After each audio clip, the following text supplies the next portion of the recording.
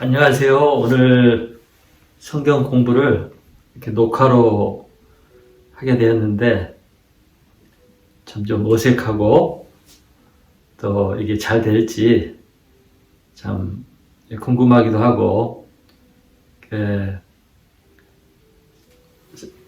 잘 녹화를 하고 또 잘 배웠으면 좋겠습니다. 오늘 뵀으면 참 좋았을 텐데 여러 가지 사정이 있어서 이렇게 못 뵀는데 다음 주일에 주중에 뵙도록 하겠습니다. 자, 우리가 지난주에 왕정시대 2번 왕국의 분열 거기를 공부하다가 이제 멈췄습니다. 시간이 없어서. 그래서 다시 그 왕정시대 5번 왕정시대의 두 번째 왕국의 분열 3페이지입니다. 여기를 다시 설명하면서 시작하도록 하겠습니다. 자, 이스라엘이 이제 왕정시대가 되었는데 초대 왕이 사울이죠. 초대 왕이 사울, 둘째 왕이 다윗이었습니다. 그 다음에 셋째 왕이 솔로몬이죠. 이때가 통일 왕국 시대입니다. 근데 이제 네 번째 4대에 와서 이 분열 왕국이 분열이 됩니다. 왕국이 분열돼서 이제 분열 왕국 시대가 되었는데, 지난주에 설명했던 것처럼 이스라엘 왕국이 이제 두 나라로 분열이 되죠. 그래서 북쪽에 있는 왕국의 이름이 이스라엘, 남쪽에 있는 왕국의 이름이 유다. 그래서 열왕기 상하, 역대기 상하를 읽어보면 이스라엘 하면 북쪽 왕국이고 유다 그러면 남쪽 왕국을 의미한다고 했습니다. 그래서 북이스라엘이 이제 왕국이 시작이 되고 남유다 왕국이 시작이 되었습니다. 북이스라엘 초대 왕은 여로보암이죠. 여로보암. 이 사람은 에브라임 족속이죠. 에브라임인데 에브라임은 요셉의 후손입니다. 그 다음에 유다 분열 왕국의 첫 왕은 솔로몬의 아들인 르호보암입니다. 당연히 다윗의 후손이겠죠. 다윗과 솔로몬 후손이 되겠습니다.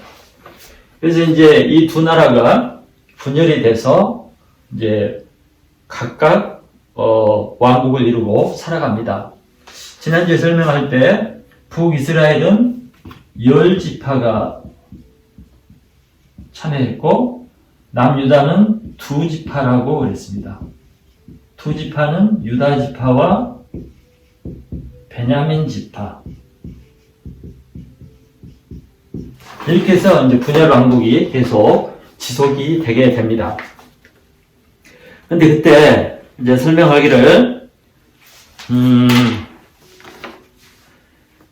이제 이스라엘 왕국이 이렇게 분열이 되니까 이제 문제가 발생을 한다고 했습니다. 문제가 발생을 합니다. 왜냐면 문제가 무슨 문제가 생기냐면 국경이 생기는 거죠. 이렇게 이제 이스라엘이 이렇게 있다면 여기가 갈릴리 호수가 여기가 이제 이렇게 사해가 있는데 아마 이 두 왕국이 한 이 정도로 분열이 됩니다. 이게 남유다고 이 북이스라엘. 그래서 이제 여기에 이제 국경이 생기는 거죠. 국경이 생기다 보니까 국경이 생기고 또 정치적으로 분리가 되다 보니까 무슨 문제가 생기냐면 첫 번째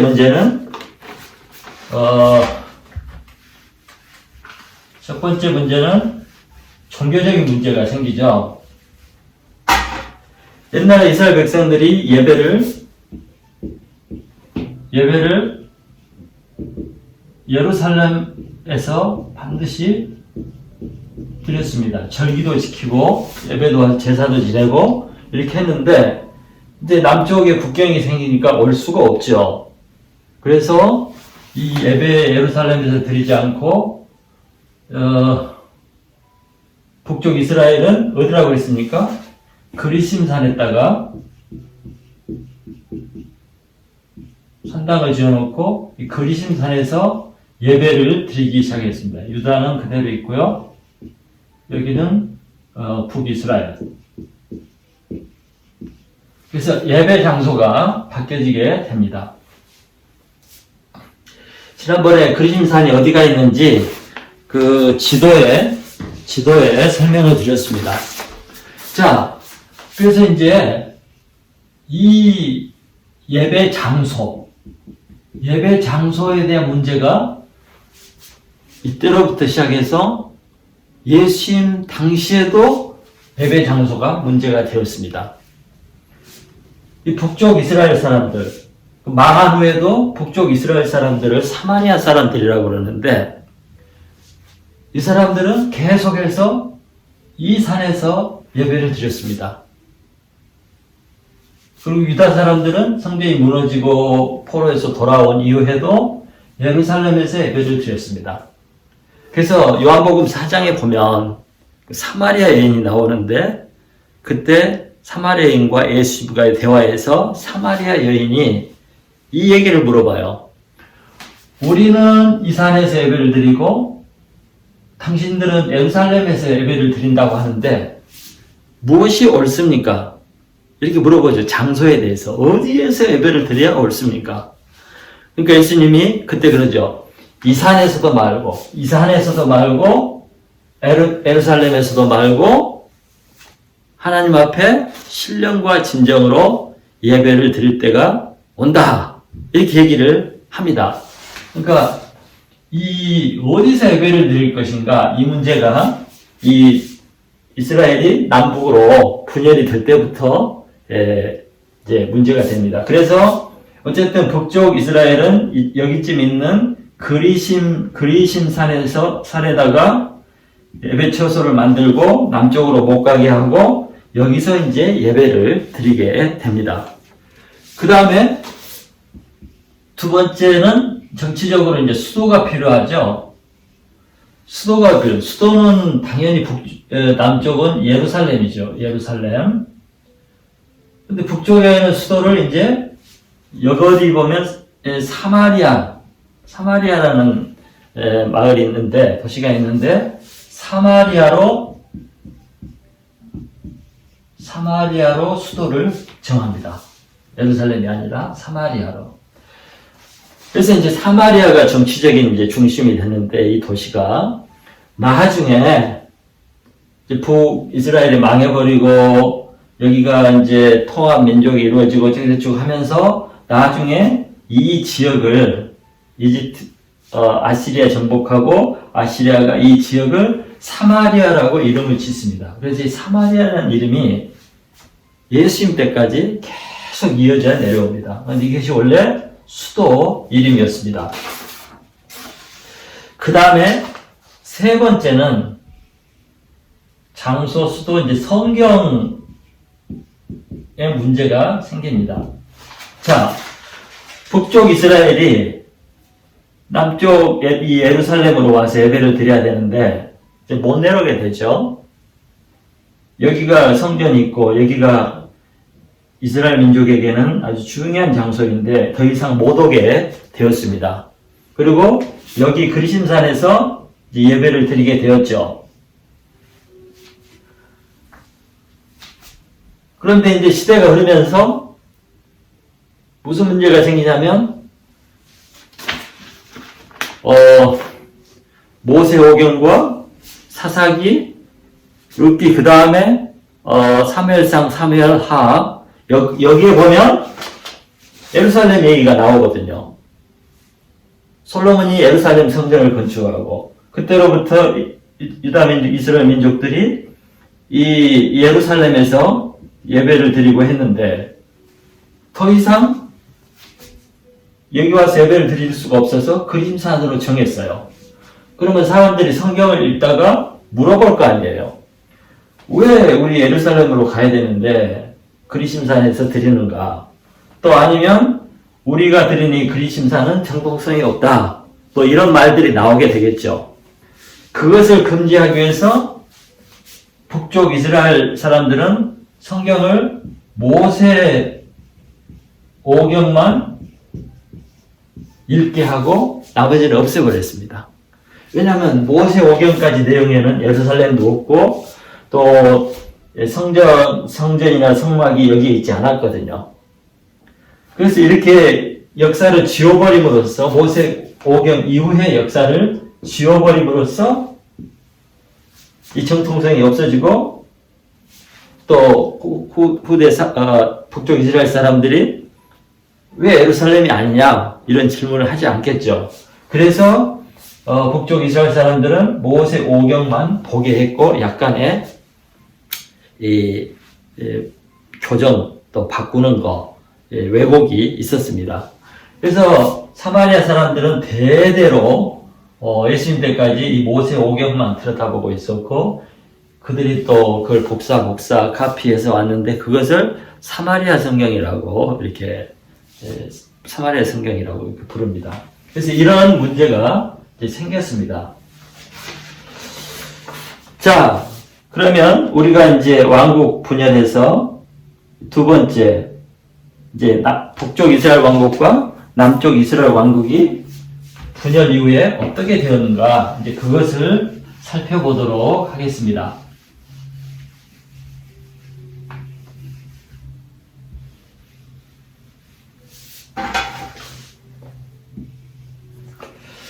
자, 3페이지 왕국의 분열, 거기에서 두 번째, 북이스라엘 왕국은, 자, 이제 왕조가 다르게 시작되죠. 여기는 여로보암, 여기는 르호보암 해가지고, 여기는 다윗의 후손, 여기는 에브라임의 후손들이 이제, 왕조를 이루고, 왕국이 이제 이어져 가게 됩니다. 그런데, 북쪽 이스라엘 왕국은 BC 722년에 아시리아 제국에게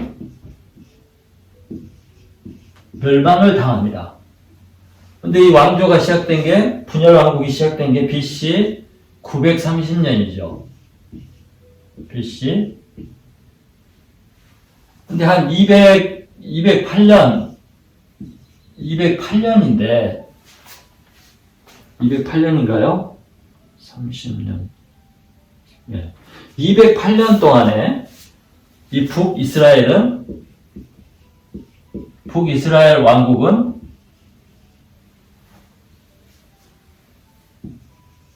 왕조가, 여기 보면 왕조가 9번이 바뀐다고 나옵니다. 9번의 왕조가 바뀌어요. 왕조가 바뀐다는 말이 무엇입니까?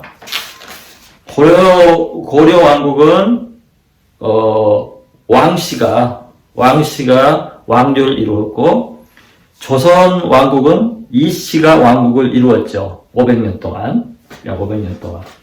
근데 북이스라엘은 왕국이 208년 동안 지속이 됐는데 그 사이에 왕조가 9번을 바뀌었다 이거예요. 왕조가 바뀌었다는 말은 한 왕조가 무너지고 다른 왕조가 생기고 또 무너지고 다른 왕조가 생기고 그러니까 이 사이에 9번의 쿠데타라든가 반역이라든가 이런 것이 일어난 거예요. 어떤 왕조는 몇 년 만에 사라지기도 하고 그래서 9번의 왕조가 바뀌었어요. 그러니까 북이스라엘 왕국은 하나의 왕조의 왕국이 이어지지 않고 이렇게 끊임없이 죽고 반역하고 살인을 당하고 쿠데타가 일어나고 이런 일들이 생깁니다. 그러다가 BC 722년에 아시리아한테 망하게 됩니다. 그러면 남쪽 유다는 어땠을까요? 남쪽 유다는 930년에 시작을 해서 BC 586년에 바벨로니아에게 멸망을 당합니다. 그러니까 약 300, 얼마나 되나요? 한 350년 동안 유지가 되잖아요. 350년. 약 350년 동안 유지가 되는데, 유다 왕조는, 남유다는 신비하게 왕들은 수도 없이 바뀌었지만, 단일 왕조로 계속 이어져 왔습니다. 그러니까, 여기는 9번이 바뀌었는데, 350년 동안 왕조가 바뀌지 않고, 계속 다윗의 족보에서, 솔로몬, 다윗, 이 족보에서 계속 왕들이 나옵니다. 쿠데타도 일어나지 않고, 죽고 죽이고 뭐 이런 것이 있었겠지만, 이게 신비로운 거죠. 만일에, 유다 왕국이 350년 동안 유지가 되면서 왕조가 바뀌었다. 이렇게 돼버리면 어떻게 되냐면, 다른 왕조가 생겨버리는데, 그러면 다윗의 왕조가 무너지게 되고 다른 왕조가 생긴다면 메시아가 왕가에서 다윗 왕가에서 나오기로 했는데 그렇지 않고 왕조가 바뀌어버렸다면 메시아가 다윗의 왕조에서 온다는 그 예언이 성취되지 못하는 거죠. 그래서 하나님께서 북쪽은 이렇게 쿠데타가 많이 일어나고 왕조가 바뀌었지만 남쪽 유다는 단일 왕조가 계속 이어져 왔다. 여기 하신 거죠. 왜? 메시아의 족보를, 예수 그리스도 메시아의 족보를 유지하기 위해서 이렇게 했다고 볼 수밖에 없습니다. 이것도 쉬운 일이 아니죠. 북쪽에 비했을 때 이건 정말 쉬운 일이 아니었는데 이게 단일 왕조로 이어져 왔다. 이것이 참 놀라운 사실인 것입니다. 그러니까 우연이라고 볼 수가 없는 거죠. 이것도 다 하나님의 예언을 성취하기 위해서 그렇게 된 거라고 볼 수가 있습니다. 자, 잠깐 이거 지우고, 그럼 이제 북쪽 이스라엘 왕국에 대해서 다시 한번 살펴보도록 하겠습니다. 북쪽 이스라엘 왕국은 수도가 아까 말했듯이 여기 사마리아였고요. 그리심산에서 예배를 드렸고, 그러다가 이제 아시리아 제국의 BC 722년에 멸망을 당합니다.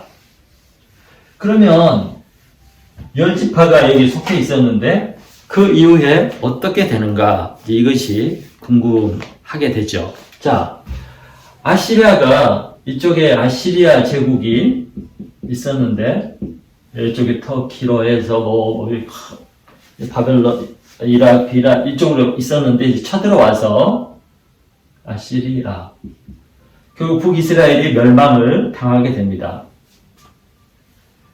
근데 그때 이제 아시리아 제국이 식민지 정책을 어떻게 하냐면 각각 정복한 나라들을 식민지로 만들고 이 지역을 다스리기 위해서 어떤 정책을 쓰냐면 혼혈 정책을 씁니다. 왜냐하면 단일 민족으로 놔두게 되면 언제든지 이들이 반란을 일으킬 수가 있고 또 세를 규합해서 왕조를 건설하고 또 반란을 일으킬 수 있기 때문에 그것을 없애버리기 위해서 이주를 시킨 겁니다. 이렇게 민족들을 서로 이주시키고 그래서 이렇게 섞여지도록.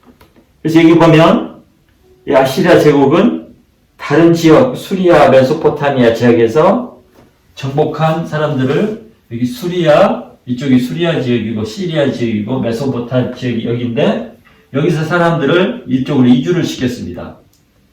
그 다음에 또 여기 북이스라엘에 살던 이스라엘 사람들을 또 다른 데로 이주를 시키고, 그래서 다는 아니겠죠. 일부 이주해서 호남 민족이 되게 해버립니다.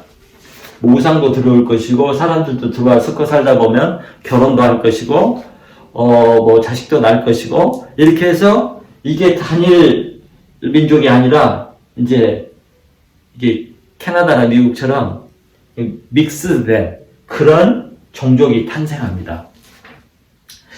자, 이것으로 인해서 남쪽 유다 사람들은 북쪽 이 지역 사람들을 더 이상 자기 이스라엘 민족으로 여기지 않게 됩니다. 이들이 멸망을 했더라도 같은 12지파 민족이었잖아요. 이렇게 나눠졌어도 만약 이들이 망하고 남쪽으로 넘어왔다거나 또 이들이 망했어도 여기서 10지파가 단일 민족을 이루고 살았다면 여전히 이들은 한 민족으로 여기고 통합할 수도 있었을 것입니다. 그런데 아시리아가 이렇게 혼혈 정책을 씀으로 말미암아서 더 이상 이스라엘 민족의 정체성이나 그 피가 없어지고 혼혈 민족이 됐기 때문에 더 이상 남쪽 유다 사람들은 북쪽 이스라엘 사람들을 동족이라고 여기지 않게 되었습니다. 그러다가 이제 남쪽 유다도 망하고 남쪽이 바벨론의 포로로 갔다가 이제 BC 586년에 이렇게 돌아와서 성전을 다시 건축하게 돼요. 바벨론이 예루살렘에 있는 성전을 완전히 무너뜨려 버렸거든요. 그래서 다시 와서 포로에서 돌아온 사람들이 여기다가 성전을 건축할 때 여기서 살고 있던 혼혈 민족, 사마리아인들, 유대인 피를 좀 갖고 있는 이 사람들이 와서 예루살렘 성전 건축을 같이 하겠다고 해요. 자기들이 혼혈이 됐지만 자기들이 여전히 하나님을 섬기고 이스라엘 민족으로 남기를 원해서 우리도 여기에 성전 건축에 동참하겠다. 또 예루살렘 성벽 건축에 동참하겠다 했을 때 NO 합니다. 거절합니다. 왜냐하면 니들은 더 이상 우리 이스라엘 민족이 아니다. 그것이 언제까지 계속이냐면 예수님 당시에도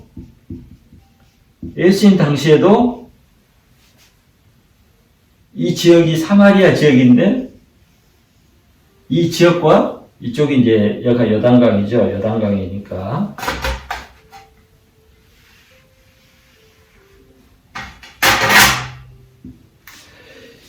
이 지역 사람들과 교통을 하지 않습니다. 이 지역이 이제 사마리아 지역이 됐는데 이 지역 사마리아인들과 교통을 안 해요. 그리고 오히려 이쪽에 이방인들이 살잖아요. 이 사람들을 더 나쁜 이방인으로 취급을 하고 사람들이 이쪽 북쪽 갈릴리에 또 유다민족이 살았어요. 포로에서 돌아와서. 근데 이 사람들이 이게 여기를 예배드리러 다닐 때 열이 다니면 얼마나 빠르겠어요? 이렇게. 근데 여기가 이방인 지역, 타락한 민족이라고 생각해서 열이 안 다니고 이쪽으로 이렇게 돌아다녔습니다. 항상. 아니 요단강을 따라서 이렇게 하든지 이쪽의 땅을 밟지 않기 위해서. 모든 유다인들이 이렇게 했어요. 완전히 이 사람들은 혼혈 민족이 돼서 이스라엘 사람들이 이제 배척하는 그런 민족이 된 것이죠. 그것이 바로 아시리아가 침공해서 여기를 혼혈 정책으로 이 땅을 만들었기 때문에 그렇게 된 것입니다. 이때로부터 이 지역은 완전히 이방인 지역이 되고 이 지역을 사마리아 지역이라고 부르게 되었습니다. 자, 그래서 이제 북이스라엘 왕국은 BC 721년에 아시리아에게 망하고 그리고 10지파는 제가 자세히는 잘 모르지만 역사 속에서 사라져버리게 됩니다. 그리고 일부는 아마 내려와서 유다 왕국으로 들어왔든지 아니면 어디로 도망을 갔든지 했겠죠. 그렇지만 어쨌든 이렇게 해서 북 10지파 이스라엘 10지파 민족은 역사에서 사라져버리게 됩니다. 그리고 이제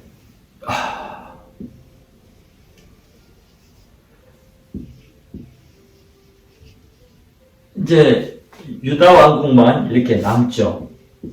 유다 왕국만 이렇게 남는데, 여기까지 이제 아시리아가 먹었습니다. 그 다음에 이제 아시리아 제국이 바벨론한테, 바벨론 제국에게 이제 멸망을 당하고 바벨론이 다시 여기를 침공해 들어옵니다. 여기는 이미 이제 바벨론 점령이 됐고, 여기까지 바벨론이 쳐들어와서 이제 유다 왕국을 정벌을 하기 위해서 군대를 파견하고 이렇게 합니다. 근데 이 바벨론에 의해서 남쪽 유다가 BC 586년에 완전 멸망을 해요. 근데 바벨론이 3차에 걸쳐서 정벌 전쟁을 하러 들어옵니다. 그래서 져가지고 1차 포로로 돼가고 또 2차 포로로 돼가지고 잡혀가고 3차 때는 완전히 예루살렘 성전까지 멸망을 시키고 이제 이스라엘 나라가 완전히 없어집니다. 성전도 없어지고. 그래서 포로로 많은 사람들이 포로로 바벨론까지 잡혀가게 됩니다. 이렇게 해서 이제 남유다가 멸망을 당하게 되었습니다. 근데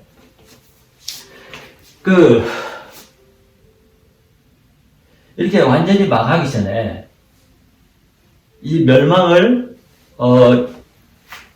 예고하고 하나님께서 유다 백성들에게 보낸 선지자가 여러 명 있었는데 그 중에 예레미야가 있었죠. 예레미야 선지자가 여러 가지 예언을 하는데 그 예언 중에 하나가 이스라엘 민족이 포로로 잡혀가서 70년 후에 해방이 되고 다시 이스라엘 나라가 건설될 것이다. 그런 예언을 하게 됩니다. 그래서 70년 동안 포로 생활을 할 것이고 다시 하나님께서 돌아오게 하리라. 이것을 예레미야가 얘기를 합니다.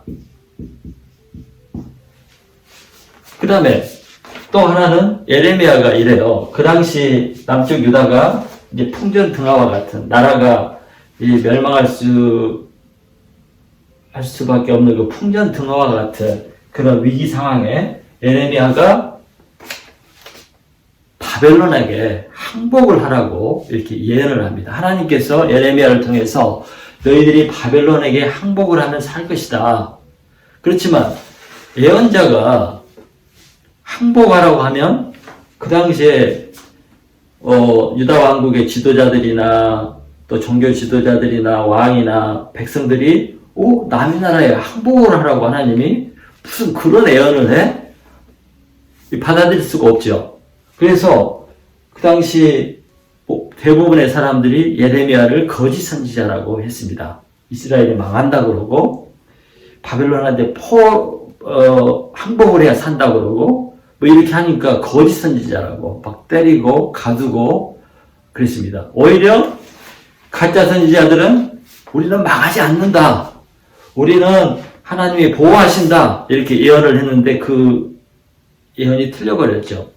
예레미야 예언이 맞았고, 거짓 선지자를 얘기했던 예레미야가 맞았고, 참 선지자라고 여겼던 사람들은 거짓 선지자로 이제 판명이 됐죠. 근데 그 거짓 선지자들이나 또 유다 왕은 그 당시에 이쪽에 있는 이집트를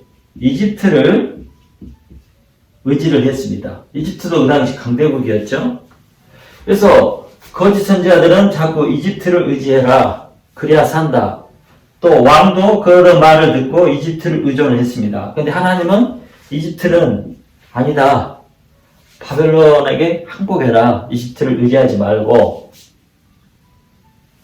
근데 결국 예레미야 말대로 성취가 되고 이스라엘 민족은 항복을 하지 않았기 때문에 완전히 성전이 무너지고 나라가 망하고 포로로 잡혀가고 나라가 없어지는 그런 결과를 낳았습니다. 만일 예레미야 말대로 항복을 했다면 성전도 무너지지 않고 왕국이 유지될 수도 있었습니다. 근데 완전히 무너뜨려 버리죠. 나라를 없애버린 거죠. 그래서 참 우리는 분별을 잘해야 돼요. 누가 누구의 말이 참인지, 누구의 말이 거짓인지 참 알 수가 없습니다. 그래서 우리는 성경을 잘 읽고 잘 분별하고 함부로 누가 뭐 본다 들은다 막 해서 그 사람들 쫓아가고 뭐 신령하다 해서 그런 말 잘못 쫓아가면 망하는 수가 있습니다. 그래서 굉장히 신중하고 정말 기도하시고 사람을 쫓아다닐 게 아니라 정말 하나님 앞에 이렇게 살아야 됩니다. 결국 에레미야 예언대로 70년 후에 이제 바벨론 다음에 페르시아죠. 페르시아. 성경에는 바사라고 나와요.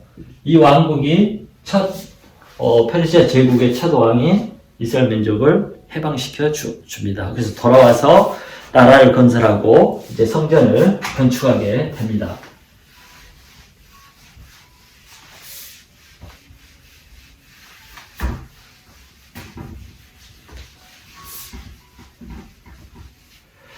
자, 그 다음에,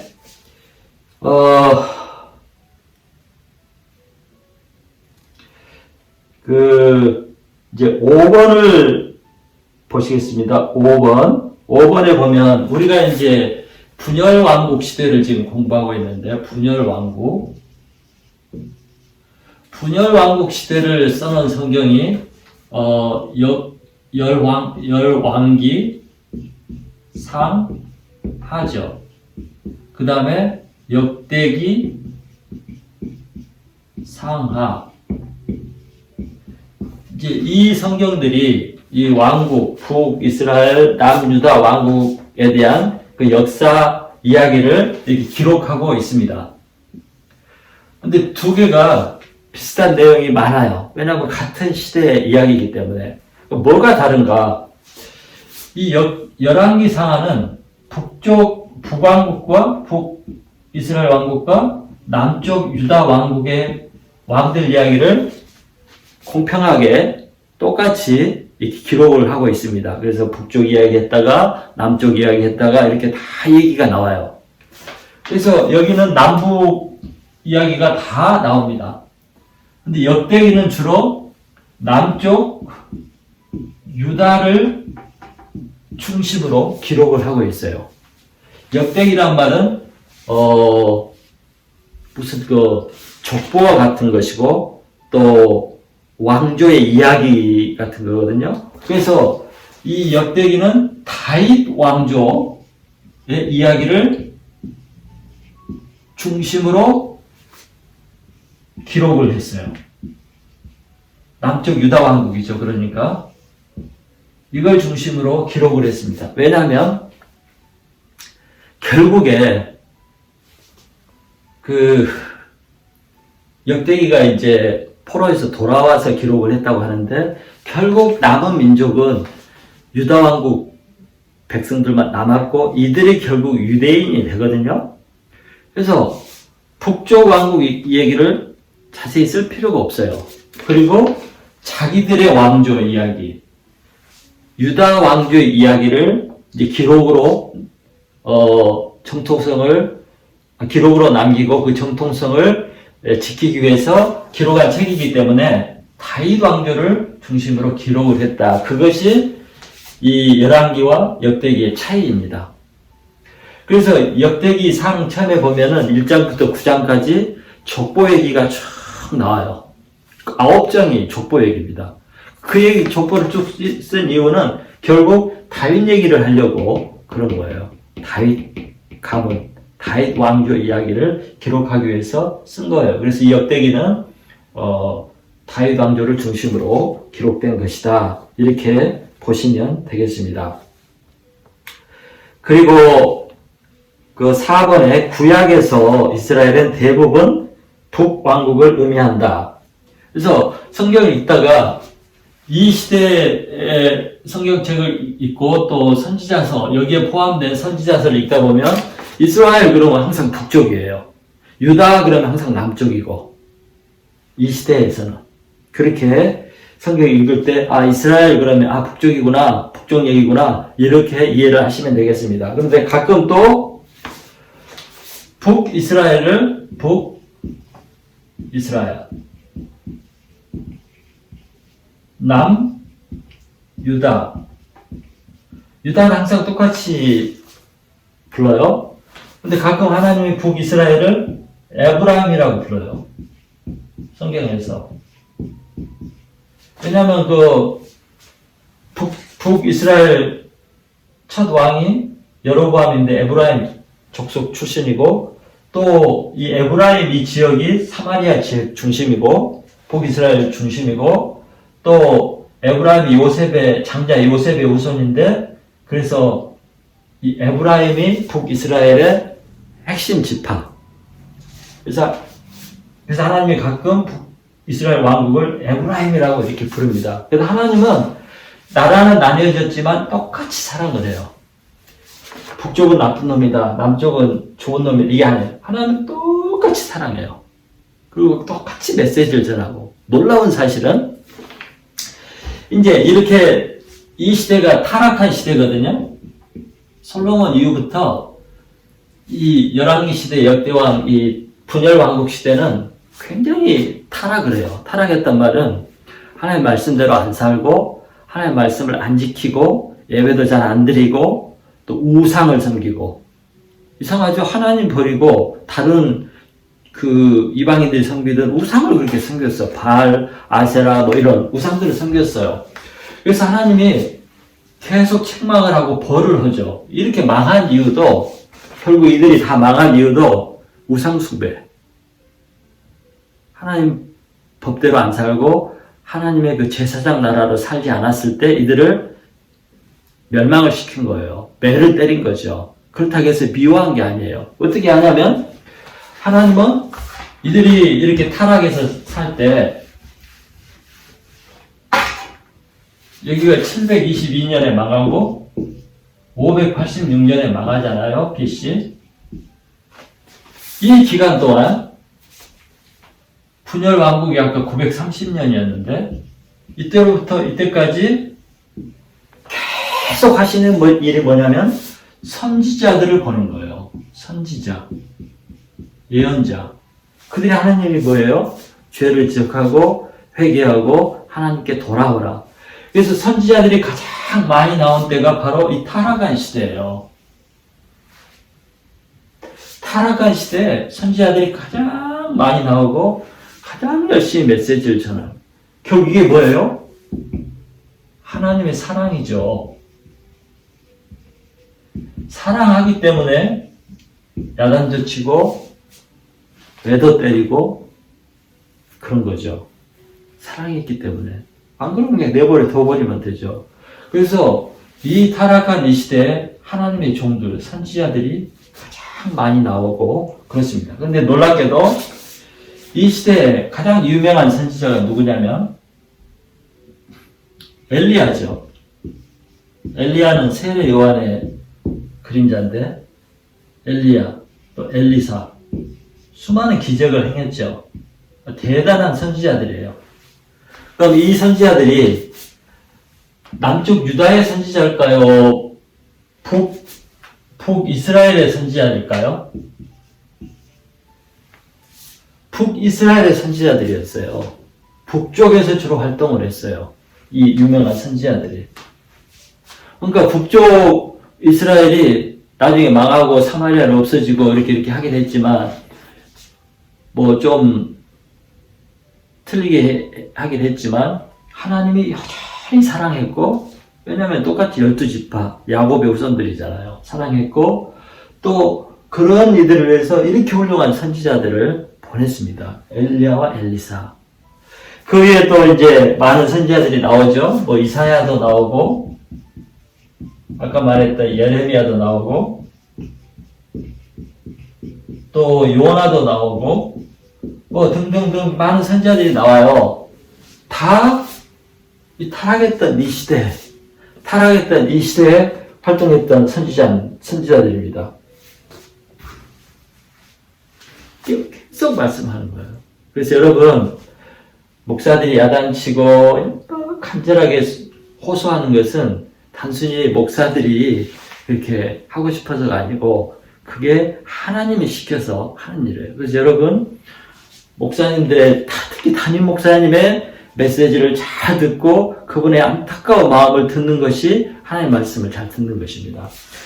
그리고 야단치는 목사가 제가 항상 좋은 목사라고 했잖아요. 왜? 하나님이 이스라엘 백성들이 잘못 가기 때문에 선지자를 통해서 계속 야단을 치고 돌아오라, 회개하라, 그러면 다시 축복해 주겠다. 안 그러면 너희들이 멸망하리라. 이렇게 계속 메시지를 전함에도 불구하고 이들이 회개하지 않고 돌이키지 않으니까 결국 하나님께서 이방인을 바벨론과 아시리아를 세워서 멸망을 시켜버립니다.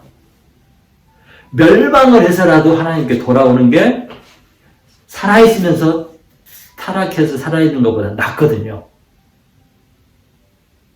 매를 받고 병신이 돼도 하나님께 돌아오는 것이 낫지, 건강해서 죄 짓고 사는 것은 그것이 더 복이 아닙니다. 그래서 여러분, 하나님의 사랑은 첫째 경고 메시지고 마지막에는 매를 들어요. 매 맞고 돌아오지 마시고 하나님께 빨리 돌아오시기 바랍니다. 자, 이것이 결국 분열 왕국으로 있다가 북이스라엘이 722년에 망하고 남유다는 586년에 망하고, 그래서 남북 왕국이 완전히 없어지고 이 이후에 예수님 오실 때까지도 이스라엘은 왕국을 이루지 못하고 살았습니다. 나중에 얘기했지만 100년 딱 독립하고 그 이후로는 예수님 오실 로마 시대 때까지 계속 식민지로 살다가 왕국이 없죠. 살다가 결국에 AD 70년에 로마에 의해서 멸망을 당하고 나라 없는 백성으로 온 세계에 흩어져 버리고 1900년 동안 이렇게 살게 되었습니다. 왜요? 하나님의 메시지, 하나님의 경고, 하나님의 사랑을 안 받아들였기 때문에 그런 겁니다. 하나님은 사랑하는 자를 더 세게, 사랑하는 자에게 더 때로는 혹독하게, 바르게 대하시는 분이에요. 그래서 이방인이 잘 될 수 있고 안 믿는 사람이 잘 될 수 있지만 그것이 잘 되는 것이 망하는 것이고 그것이 하나님의 사랑이 아닙니다. 그래서 미운 자식에게 미운 자식에게 떡 하나 더 주고 이쁜 자식에게 매 하나 더 때린다, 이런 말이 있듯이 정말 사랑은 때로는 매로 나타나기도 하고 매를 맞고서라도 하나님 앞에 사는 것이 영원한 축복이고 영원한 구원에 이르게 되는 것입니다. 그래서 이스라엘 역사를 보면서 어떻게 우리가 살아야 되는가? 왜 사랑하는 이스라엘 백성들을 하나님은 저렇게 멸망하게 해버렸을까? 이것이 우리의 그림자, 거울이 돼서 이걸 통해서 우리의 삶을 고쳐나가고 하나님의 사랑을 바로 알고 올바른 신앙생활을 해야 됩니다. 이것이 거울이 돼야 돼요. 아시겠죠? 자, 시간이 다 돼서 오늘은 분열왕국 공부를 마치고 다음 주부터는 포로시대 공부를 하도록 하겠습니다.